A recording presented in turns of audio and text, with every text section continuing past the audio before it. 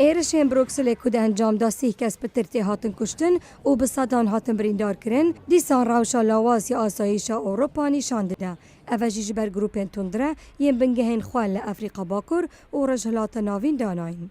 Because there is territory that is controlled by groups like ISIS. جبركو دفرد بن كنترولا داعش والقاعدة دهنا كسين وان دفران دكارن هرن او لسر ایدئولوژیا وان پروردی ببینن.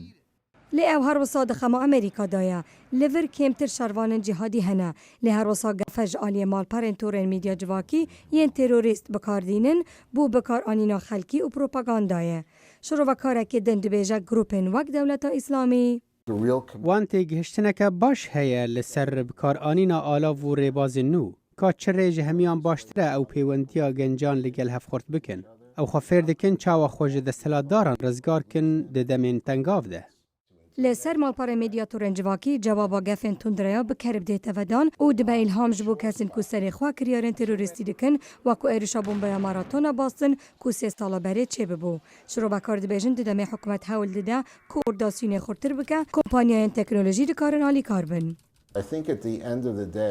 از دبیجم لداوی دوی سروکن کمپانیان اپل و سامسونگ و فیسبوک و تویتر بن که بکاربن استراتیجی که تکنولوژی را بن حتی بکارن تایبتمندیا کسین باش بپارزن. و دشر دجی ترور دا آگاهیان پیدا کن که نافبرا ماین و مرن دا گوهرتنک مزن بکن. کمپانی اپل و حکومت امریکا همان بیرو بوچن نیه لسر تایبتمندیا خلکی کل دادگاه ها برگمان ایرشن سن برناندینو دیار بو. هر وصا رنگ ایرشن وکیا بروکسل و مجاره گرم دهیلن. هریز خاندان دنگ امریکا.